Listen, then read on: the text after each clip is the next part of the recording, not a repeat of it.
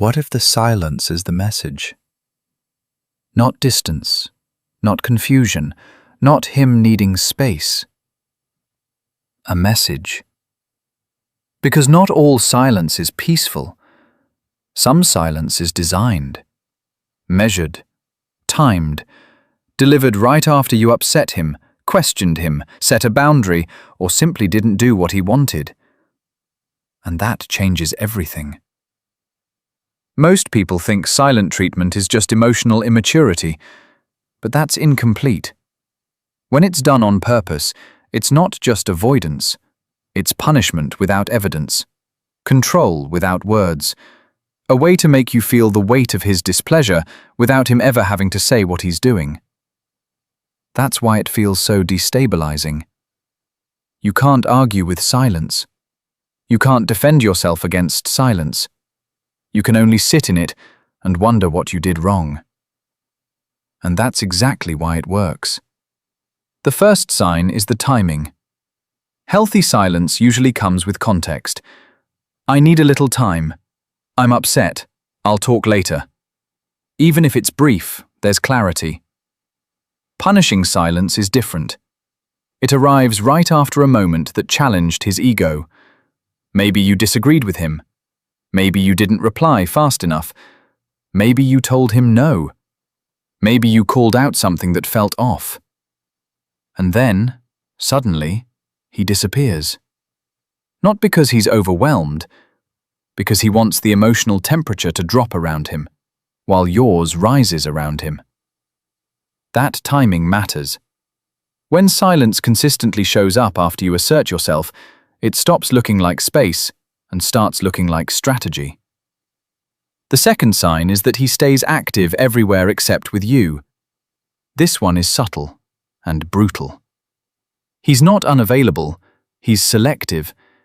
He views your story, he posts, he likes other people's photos, he answers group chats.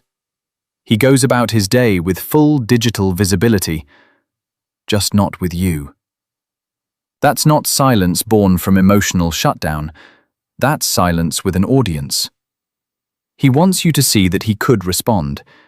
He simply chooses not to. And that choice creates a very specific kind of pain.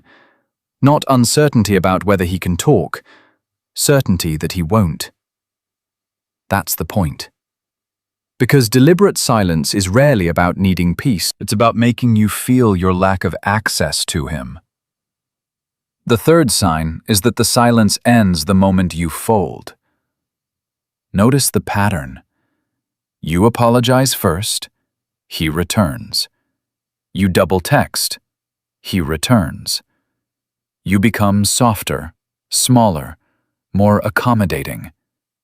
He returns. It's almost mechanical. That tells you something important. The silence was never random. It had a goal, and the goal was movement. Your movement. Toward guilt, toward self-blame, toward compliance. He withdraws connection, you panic, you repair, he reappears. That is conditioning. And once you see it, you can't unsee it. Because now the silence isn't just a reaction, it's a training method. It teaches you that peace comes back when you abandon yourself. The fourth sign is that when he does come back, he acts normal. No conversation, no accountability, no explanation. Just a casual return. Maybe he sends a meme. Maybe he asks what you're doing. Maybe he speaks as if nothing happened. This is one of the clearest signs it was intentional. Why?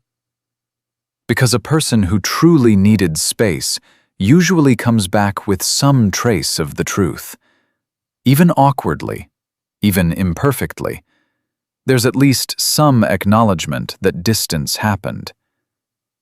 But the man who is punishing you with silence often skips that part completely. He wants the effect of your anxiety, without the burden of admitting he caused it. So he returns as if the silence was nothing. And if you bring it up, suddenly you're dramatic, too sensitive, starting problems. Now he doesn't just punish you, he punishes you twice. First with silence, then with denial. The fifth sign is that you feel yourself becoming strangely desperate for basic decency. This is where the damage becomes internal. You stop asking, "Why is he doing this?" and start asking, "How do I get him back to normal?" That shift is dangerous, because now the standard has dropped.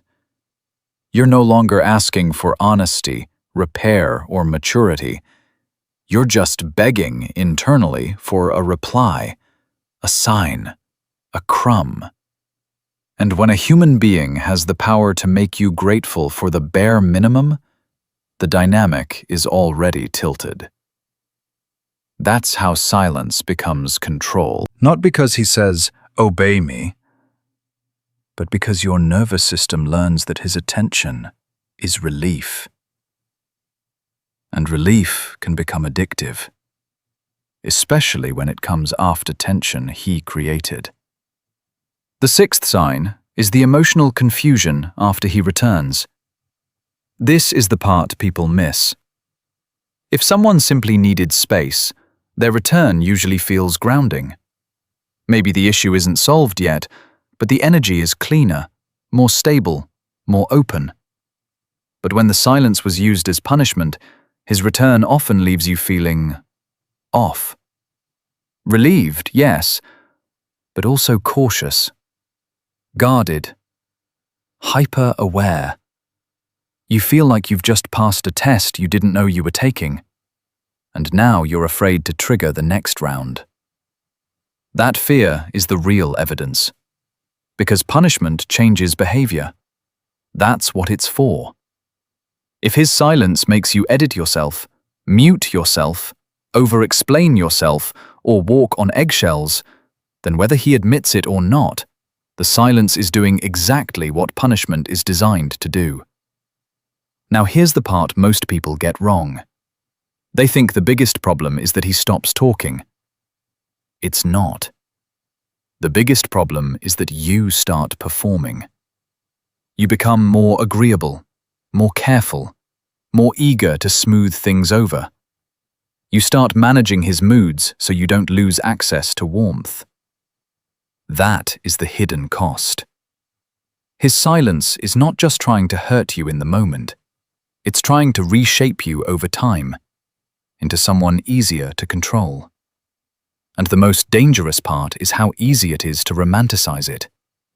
He's just distant. He's bad at communication. He's scared of conflict. Maybe. But repeated silence that appears after you disappoint him, then disappears after you submit, is not just poor communication. It is emotional leverage. And once leverage enters a relationship, intimacy leaves. Because real intimacy can survive discomfort. It can survive tension. It can survive difficult conversations. Control cannot. Control needs fog, confusion, punishment without confession. So what's the insider truth here? It's this. The silent treatment is rarely about needing distance from the conflict. It's about watching what the conflict does to you when he removes connection. That's what he's measuring. Will you chase? Will you panic? Will you apologize for things you didn't do? Will you abandon your boundary just to get the emotional oxygen back? That is the test. And the answer he's looking for is not love. It's power. Which means your most important move is not to decode the silence. It's to study the pattern. Ask one question. When he goes silent, who does it benefit? Does it create clarity, repair, reflection? Or does it create guilt, fear, and obedience? Because that answer will tell you more than any text message ever could.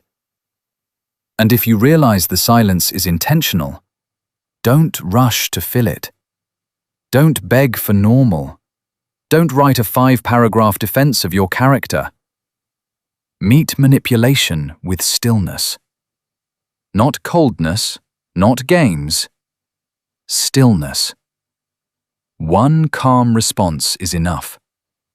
Something simple, something clean. If you need space, that's okay. But disappearing to punish me is not something I participate in. That's it. No chasing, no spiraling, no audition for basic respect. Because the moment you stop treating his silence like authority, it starts losing its power over you. And that may be the one thing he was hoping would never happen. If this hit closer than you expected, that's not because you're weak. It's because intentional silence is designed to make strong people doubt themselves. Now you know what to look for. Not the silence itself, the pattern behind it.